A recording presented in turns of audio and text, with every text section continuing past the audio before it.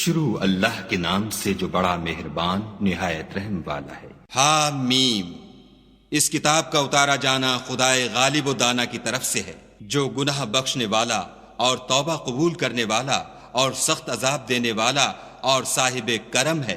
اس کے سوا کوئی معبود نہیں، اسی کی طرف پھر کر جانا ہے۔ خدا کی آیتوں میں وہی لوگ جھگڑتے ہیں جو کافر ہیں، تو ان لوگوں کا شہروں میں چلنا پھرنا تمہیں دھوکے میں نہ ڈال دے۔ ان سے پہلے نوح کی قوم اور ان کے بعد اور امتوں نے بھی پیغمبروں کی تکذیب کی، اور ہر امت نے اپنے پیغمبر کے بارے میں یہی قصد کیا کہ اس کو پکڑ لیں، اور بےہودہ شبہات سے جھگڑتے رہے کہ اس سے حق کو زائل کر دیں، تو میں نے ان کو پکڑ لیا، سو دیکھ لو میرا عذاب کیسا ہوا۔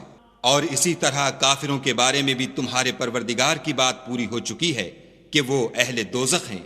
جو لوگ عرش کو اٹھائے ہوئے اور جو اس کے گردا گرد حلقہ باندھے ہوئے ہیں، یعنی فرشتے، وہ اپنے پروردگار کی تعریف کے ساتھ تسبیح کرتے رہتے ہیں اور اس کے ساتھ ایمان رکھتے ہیں اور مومنوں کے لیے بخشش مانگتے رہتے ہیں کہ اے ہمارے پروردگار، تیری رحمت اور تیرا علم ہر چیز کو احاطہ کیے ہوئے ہے، تو جن لوگوں نے توبہ کی اور تیرے رستے پر چلے ان کو بخش دے اور دوزخ کے عذاب سے بچا لے۔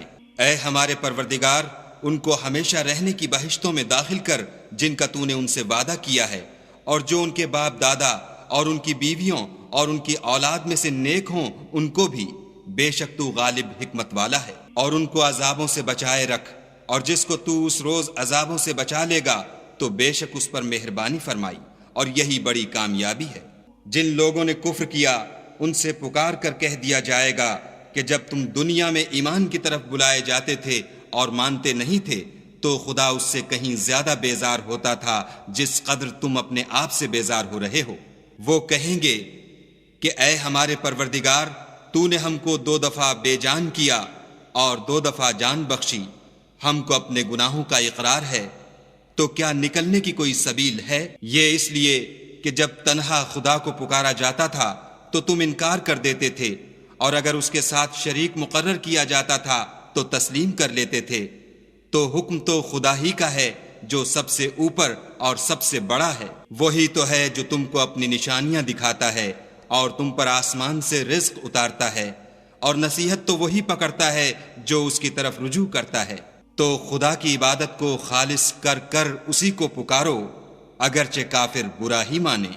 وہ مالک درجات عالی اور صاحب عرش ہے، اپنے بندوں میں سے جس کو چاہتا ہے اپنے حکم سے وہی بھیجتا ہے تاکہ ملاقات کے دن سے ڈرائے۔ جس روز وہ نکل پڑیں گے ان کی کوئی چیز خدا سے مخفی نہ رہے گی۔ آج کس کی بات چاہت ہے؟ خدا کی، جو اکیلا اور غالب ہے۔ آج کے دن ہر شخص کو اس کے اعمال کا بدلہ دیا جائے گا۔ آج کسی کے حق میں بے انصافی نہیں ہوگی، بے شک خدا جلد حساب لینے والا ہے۔ اور ان کو قریب آنے والے دن سے ڈراؤ جبکہ دل غم سے بھر کر گلوں تک آ رہے ہوں گے، اور ظالموں کا کوئی دوست نہیں ہوگا اور نہ کوئی سفارشی جس کی بات قبول کی جائے۔ وہ آنکھوں کی خیانت کو جانتا ہے اور جو باتیں سینوں میں پوشیدہ ہیں ان کو بھی، اور خدا سچائی کے ساتھ حکم فرماتا ہے، اور جن کو یہ لوگ پکارتے ہیں وہ کچھ بھی حکم نہیں دے سکتے، بے شک خدا سننے والا اور دیکھنے والا ہے۔ کیا انہوں نے زمین میں سیر نہیں کی تاکہ دیکھ لیتے کہ جو لوگ ان سے پہلے تھے ان کا انجام کیسا ہوا؟ وہ ان سے زور اور زمین میں نشانات بنانے کے لحاظ سے کہیں بڑھ کر تھے، تو خدا نے ان کو ان کے گناہوں کے سبب پکڑ لیا، اور ان کو خدا کے عذاب سے کوئی بھی بچانے والا نہ تھا۔ یہ اس لیے کہ ان کے پاس پیغمبر کھلی دلیلیں لاتے تھے تو یہ کفر کرتے تھے، سو خدا نے ان کو پکڑ لیا۔ بے شک وہ صاحب قوت اور سخت عذاب دینے والا ہے۔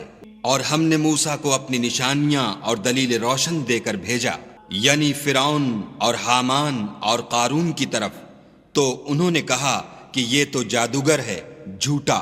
غرض جب وہ ان کے پاس ہماری طرف سے حق لے کر پہنچے تو کہنے لگے کہ جو لوگ اس کے ساتھ خدا پر ایمان لائے ہیں ان کے بیٹوں کو قتل کر دو اور بیٹیوں کو رہنے دو، اور کافروں کی تدبیریں بے ٹھکانے ہوتی ہیں۔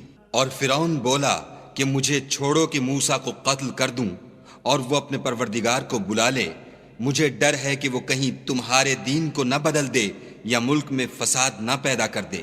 موسیٰ نے کہا کہ میں ہر متکبر سے جو حساب کے دن یعنی قیامت پر ایمان نہیں لاتا، اپنے اور تمہارے پروردگار کی پناہ لے چکا ہوں۔